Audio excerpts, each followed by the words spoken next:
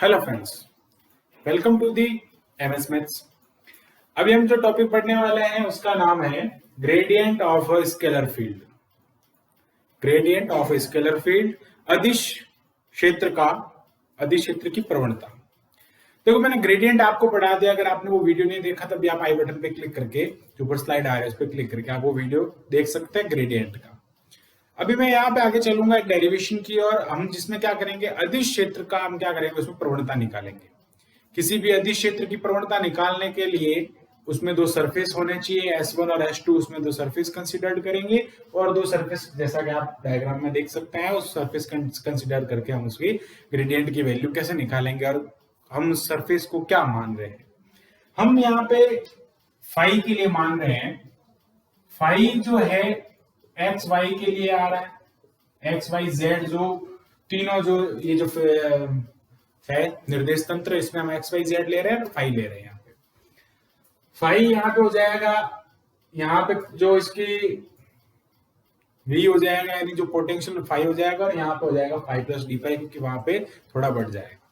Five plus D five हो जाएगा। यहाँ पे अदिश राशि जो है वो फाइव ले रहे हैं, यहाँ पे फाइव प्लस डी फाइव ले रहे हैं। अदिश राशि का वो चाहे पोटेंशियल वो एक ही चीज होती है, क्योंकि पोटेंशियल अदिश राशि हम यहाँ पे अदिश राशि का उसका जगह यूज कर सकते हैं।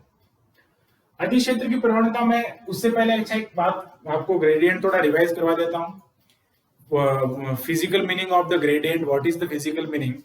अब ग्रेडियंट का जो भौतिक भौतिक जो उसका अर्थ है, फिजिकल मीनिंग है, वो क्या हो जाएगा, the rate of change of scalar quantity which is maximum, rate of change of scalar quantity which is maximum with respect to distance, displacement or position, and due to normal के कारण भी क्या हो सकता है, डिस्टेंस से भी हो सकता है, डिस्प्लेसमेंट पोजीशन से भी हो सकता है, या यहाँ पे एक नया शब्द जुड़ता है नॉर्मल, जिसको हम अभिलंब कहते हैं। वो क्यों जुड़ता है वो मैं आपको बताऊंगा। हमको यहाँ पे दो या तीन जो फॉर्मूला है उसको प्रूफ करना है। सबसे पहला बताना है कि जो फाई है वो ग्रेडियंट फाई के इक्वल है, या हम कह सकते हैं, इसको भी लिख सकते हैं D phi by D N cap N cap, या फिर इसको हम लिख सकते हैं D phi by D R maximum. What is N cap? N cap यहाँ पे क्या है, नॉर्मल है। इसको हिंदी में क्या कहते हैं, अभिलंब कहते हैं। हम जो किस पे लंब डालते हैं उसकी जो इक्वेशन है वो एन कैप से रिप्रेजेंट करते हैं। इसकी वैल्यू जो है वो 1 होती है। ठीक है, हम यहाँ पे एम लिख रहे हैं क्योंकि यहाँ पे वेक्टर क्वांटिटी, वेक्टर में हम इस पे एम कैप जो है साथ में लिखते हैं। अब यहाँ पे मैं आपको डायग्राम थोड़ा समझा देता हूँ। हमने दो सरफेस कंसीडर किए हैं, S1 एंड S2। S1 पे कोई अदिश क्षेत्र का जो मान है वो फाई है, और S2 पे जो अदिश क्षेत्र का मान है वो फाई प्लस डी फाई है। फाई के साथ में कुछ और ऐड हो रहा है, डी फाई ऐड हो रहा है। ठीक है, O से P तक की जो डिस्टेंस है वो R है। क्या हो जाएगी, O से P तक की डिस्टेंस कह सकते हैं हम, OP वेक्टर कह सकते हैं, यानी O से P का जो पोजीशन वेक्टर है वो R वेक्टर हो जाएगा। फिर हम बात करते हैं यहाँ से OQ का जो वेक्टर हो जाएगा वो क्या हो जाएगा, R प्लस डी आर हो जाएगा। अब R प्लस डी आर है, अपने को PQ फाइंड करना है, तो from to the triangle POQ, applying the triangle addition rule जो होता है, त्रिभुज का योग नियम होता है, उसमें हम क्या कहते हैं, इन दोनों का जो योग होगा वो इसके इक्वल होगा। मतलब OP square plus PQ square, sorry square में vector, OP vector plus PQ vector is equal to OQ vector. हमको यहाँ पे PQ की वैल्यू फाइंड करनी है, and then PQ vector is equal to OQ vector minus OP vector. अब what is the value of OQ is the R vector plus dr and minus ये हो जाएगा R वेक्टर। तो यहां से इसकी जो वैल्यू आ जाएगी P की, वो क्या आ जाएगी, PQ की वो dr आ जाएगी। ठीक है, ये हमने क्या किया, यहाँ हमने ट्रायंगल एडिशन रूल जो हमने 11th क्लास में पढ़ा था, सदिश का त्रिभुज योग नियम जो है वो यहाँ पर हमने अप्लाई किया। वो अप्लाई करने से हमारे पास PQ की वैल्यू भी आ गई है। अब हम यहाँ पे क्या करते हैं कि P से Q पर, सॉरी P से R क्या है, हमने S2 सरफेस पे S1 के किसी पॉइंट P से हमने एक लंब कंसीडर किया है, लंब ड्रॉप किया है। हमने यहाँ पे एक परपेंडिकुलर ड्रॉप किया जिसको हम अभिलंब एंड कैप कह रहे हैं। अभी हमको क्या करना है, ये वाला फॉर्मूला डिराइव करना है। फॉर्मूला डिराइव करने से पहले एक बार बता देता हूं, हिंदी में ग्रेडियंट की जो परिभाषा है, किसी अदिश क्षेत्र का उसके अभिलंब के सापेक्ष कह सकते हैं, या फिर हम डिस्टेंस के सापेक्ष अधिकतम अभिलंब के सापेक्ष परिवर्तन या दूरी के सापेक्ष जो अधिकतम परिवर्तन हो रहा है उसको हम उसकी अदिश क्षेत्र की प्रवणता कहते हैं। अदिश क्षेत्र की प्रवणता से हमको एक सदिश राशि प्राप्त होती है। हम क्या करते हैं कि जो स्केलर क्वांटिटी का जो ग्रेडियंट है उससे हमको एक vector quantity, we will get the vector quantity. अब यहाँ पे मैं आगे बात करता हूं कि ये क्या है, एक अदिश फंक्शन है, स्केलर फंक्शन है, अदिश क्षेत्र है जिसके कोऑर्डिनेट एक्स वाई जेड है। ये जो कोऑर्डिनेट सिस्टम आप देख रहे हैं कार्टेशियन, इसमें X Y Z cartesian coordinate system लिया गया है। फिर हम बात करते हैं यहाँ पे हमको क्या करना है कि ये वाले फॉर्मूला डिराइव करना है, इसकी जो वैल्यू हमको निकालनी है। तो उसके लिए यहाँ पे कुछ जो लैंग्वेज है वो मैंने नहीं लिख रहा हूं, एक बार बता देता हूँ क्या लैंग्वेज लिखेंगे। अदिश फलन की प्रवणता ज्ञात करने के लिए हम यहाँ पे दो सरफेस कंसीडर कर रहे हैं। We will consider two surface S1 and S2। Here the value of OP vector is R vector and OQ vector is equal to R vector plus dr vector. We will find the value we find the value of PQ is dr from to the triangle PQR and applying the vector triangle addition rule. Okay, and next we dropped the perpendicular from S surface of point P on the surface S2 at point R। हमने यहां से क्या किया, एक अभिलंब को उस पे कंसीडर किया। इस टाइप के आप कुछ अपनी जो लैंग्वेज है, जो भाषा है, उस टाइप के आप इसमें से ऐड कर सकते हो। मैं सीधा आता हूं डेरिवेशन की ओर। अब डेरिवेशन हम क्या ले रहे हैं, एक ट्रायंगल ले रहे हैं, राइट एंगल ट्रायंगल, बिकॉज यहाँ पे हमने अभिलंब डाला है, लंब डाला है, तो this angle is the right angle triangle. From to the right angle triangle यहाँ पे मैं एक कंसीडर कर रहा हूँ, वो क्या हो जाएगा, PRQ राइट एंगल ट्रायंगल से अगर हम बात करेंगे तो इस टाइप का राइट एंगल ट्रायंगल हो जाएगा। यहाँ पे R हो जाएगा, या P हो जाएगा, या Q हो जाएगा। What is the distance between PQ is dr and PR is n cap. अभी हमको क्या करना है, यहां से वैल्यू फाइंड करनी है। उससे पहले मैं आपको बता देता हूं कि the rate of change of scalar quantity in direction of PR, यहां पे क्या हो जाएगा, rate of change of scalar quantity phi, rate of change of phi in direction PR की डायरेक्शन में, in direction PR is equal to PR जो है, PR की जो डायरेक्शन में, PR कौन सी डायरेक्शन हो जाएगी, इस डायरेक्शन में ना स्केलर क्वांटिटी का जो रेट ऑफ चेंज है वो हो जाएगा d phi by dn cap. Because यहाँ पे क्या हो रहा है, n कैप आ रहा है, n कैप है, अभिलंब की दिशा में जा रहे हैं हम, उस अभिलंब की दिशा में क्या हो जाएगा, PR की जो डायरेक्शन में रेट ऑफ चेंज हो जाएगा वो d phi by dn cap हो जाएगा। ठीक है, अभी यहाँ पे देख रहे हैं इन direction of PQ, in direction of PQ की अगर हम बात करते हैं तो उस टाइम पे क्या हो जाएगा, rate of change of function with respect to normal, rate of change of the rate of change of function phi, हम कह सकते हैं phi function with respect to dr in direction हम कह सकते हैं PQ। देखो PR की डायरेक्शन में जाएंगे तो विथ रेस्पेक्ट टू dn होगा, और अगर हम यहां से PQ की डायरेक्शन में जाएंगे तो क्या हो जाएगा, dr हो जाएगा, is equal to d phi by dr हो जाएगा। देखो d phi by dn and d phi by dr, यहाँ पे ये सिस्टम हो जाएगा। ध्यान रखना, एक ही पॉइंट से हम अगर इस डिस्टेंस में, सॉरी इस डायरेक्शन में जा रहे हैं तो d फाई बाई dr हो जाएगा, और अगर इस डायरेक्शन में जा रहे हैं PR की डायरेक्शन में तो क्या हो जाएगा, वो d फाई बाई dn हो जाएगा। डायग्राम में अगर हम इसको देखते हैं तो ओरिजिन से कह दो या P से हम अगर इस डायरेक्शन में जा रहे हैं PR की डायरेक्शन में तो d फाई बाई dn हो जाएगा, बिकॉज यहाँ पे हमने कंसिडर किया है, हमने ड्रॉप किया है अभिलंब को। फिर हम देखते हैं अगर इस डायरेक्शन में जाएंगे तो dr जिसको भी हमने यहाँ पे फाइंड किया था उसकी डायरेक्शन में अगर हम जाएंगे तो वो हो जाएगा d फाई बाई dr। अब हम क्या करते हैं कि the maximum rate of change maximum rate of change find कर सकते हैं। या फिर हम उससे पहले क्या कर देते हैं, यहाँ पे इनके बीच का जो एंगल थीटा है, इफ द एंगल बिटवीन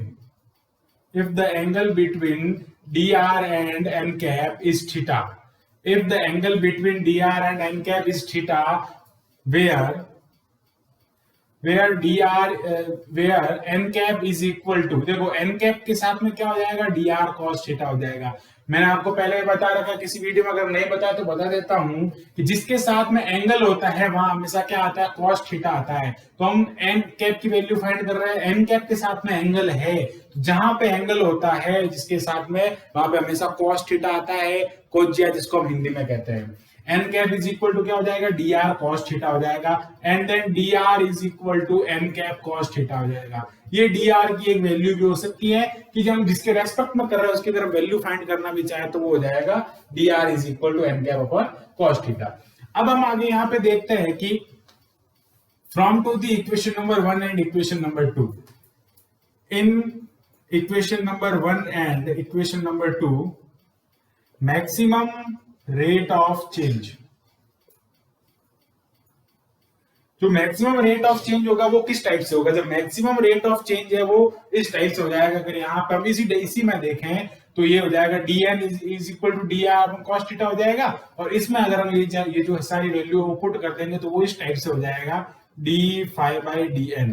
अब यहाँ पे मैक्सिमम नहीं लेते हैं, ओनली रेट ऑफ चेंज लेते हैं, तो ये हो जाएगा d phi by dn and d phi by dr cos theta हो जाएगा, d phi by dr and d phi by dn cos theta हो जाएगा।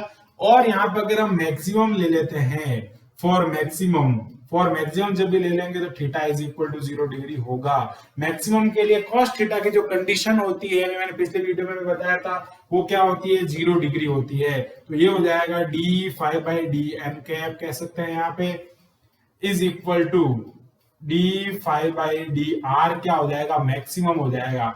cos क्या हो रहा है, यहाँ पे 0 हो रहा है, और cos 0 को हम क्या कंसीडर करें, क्या, cos 0 इज नथिंग बट 1।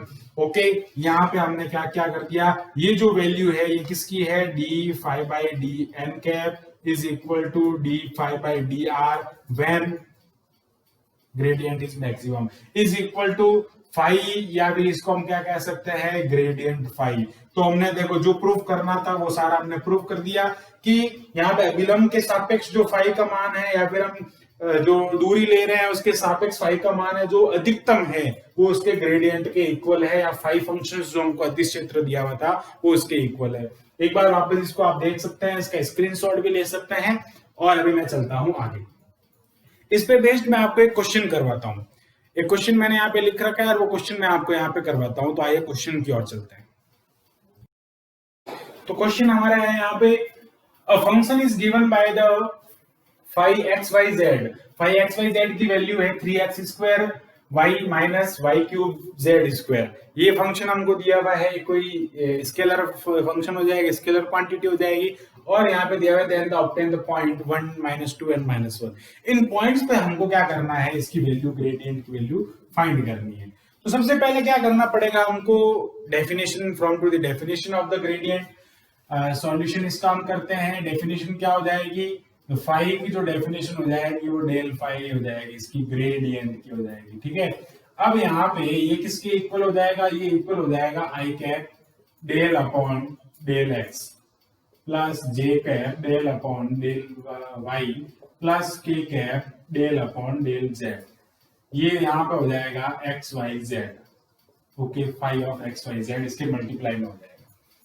अब यहां से हम देखते हैं del phi is equal to हो जाएगा I del upon del X plus J del upon del Y plus K del upon del Z into क्या हो जाएगा, फाई एक्स वाई। अब फाई एक्स वाई की जो वैल्यू है वो यहाँ पुट करेंगे तो 3x square Y minus Y cube Z square. एक चीज यहाँ पे नोट करना, जब भी इस टाइप का पार्शियल डिफरेंशियल करेंगे, डिफरेंशियल वैसे आपको आते होगा, जिसके रेस्पेक्ट में कर रहे हैं उसको ही रखना, बाकी सब उसके लिए कांस्टेंट होंगे।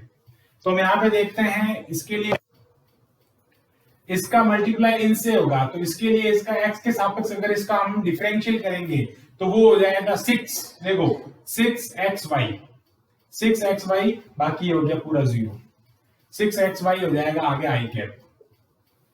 ओके, फिर करेंगे यहाँ पे प्लस, फिर हम देखते हैं यहाँ पे y के सापेक्ष इसका करेंगे। y के सापेक्ष जब हम कर रहे हैं इसका, तो y इसमें भी आ रहा है और y इसमें भी आ रहा है, तो 3x square as it is रहेगा, 3x square as it is, y का y 1 हो गया, माइनस क्या हो जाएगा यहाँ 3y स्क्वायर z स्क्वायर हो गया, j कैप हो जाएगा, प्लस हम इसके k कैप की बात कर रहे हैं, यहाँ k नहीं है तो ये 0 हो जाएगा, और z के लिए जो रेस्पेक्ट में कर रहे हैं यहाँ z नहीं है तो क्या हो जाएगा 0 हो जाएगा। फिर हम यहाँ पे बात कर रहे हैं, यहाँ पे z है, जब z है तो डिफरेंशियल होगा, यहाँ पे क्या हो जाएगा माइनस वाई क्यूब, आगे 2 हो जाएगा, z हो जाएगा, आगे k कैप हो जाएगा। इसका अगर सिंप्लीफिकेशन करेंगे तो जब सिंप्लीफिकेशन करेंगे तो क्या हो जाएगा 6xy I cap plus 3x square J cap minus 3y square Z square J cap minus 2y cube Z K cap. ये इस टाइप का एक अपने पास आएगा, और इसको जब और सॉल्व करेंगे, या फिर हम कह सकते हैं इसमें जो पॉइंट्स दिए हुए वो सारे पॉइंट्स अगर हम पुट कर देंगे, put the point, put 1 2 1 minus 2 and minus 1, इन सब में पुट कर देंगे, या ऊपर वाला में हम पुट कर सकते हैं, इसको लिखने की जरूरत नहीं है, इसको हम क्या कर देते हैं हटा देते हैं एक बार, इसको मैंने हटा दिया।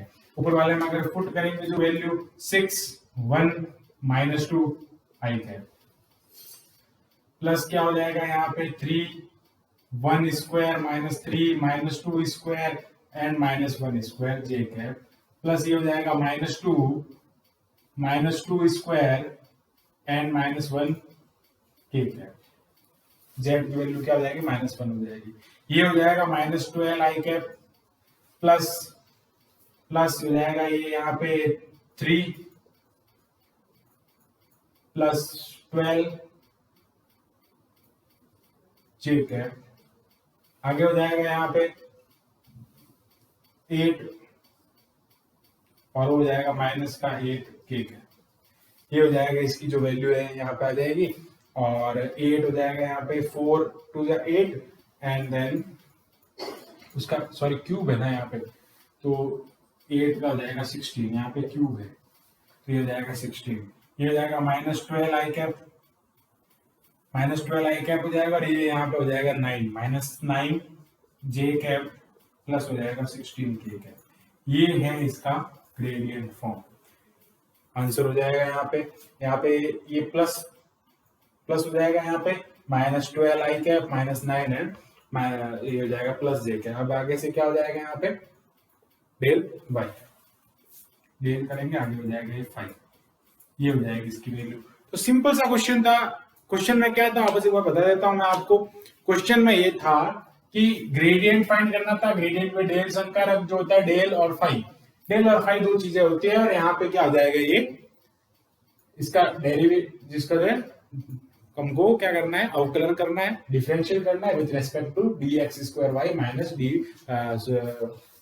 वाई क्यूब जेड क्यूब, इनका हमको एक्स वाई जेड के रेफरेंस में उसका रेस्पेक्ट हमको क्या करना है डिफरेंशियल करना है, और डिफरेंशियल यहाँ पे हो जाएगा। डिफरेंशियल का क्या करना है, इसमें एक्स वाई जेड की जगह पे 1 माइनस 2 एन माइनस 1 पुट करना है। पुट करने के बाद नॉर्मली जो कैलकुलेशन है वो सॉल्व करके एक हमको एक वेक्टर इक्वेशन मिलेगी। हमारे पास में क्या थी, एक स्केलर थी, उसका हमने क्या किया डिफरेंशियल किया, उसके साथ में मल्टीप्लिकेशन किया आई के इनके साथ में, तो हमको एक वेक्टर मिला। तो ये ग्रेडियंट का सीधा सा मतलब है कि एक स्केलर फील्ड का अगर हम क्या करते हैं कि डेल्टा के साथ में ग्रेडियंट के साथ में मल्टीप्लाई कराते हैं, डॉट प्रोडक्ट कराते हैं, तो क्या प्राप्त होता है हमको यहाँ पे एक वेक्टर क्वांटिटी प्राप्त होती है। We will get a vector quantity. ये फिजिकल मीनिंग है ग्रेडियंट का। So thanks for watching this video and share this video.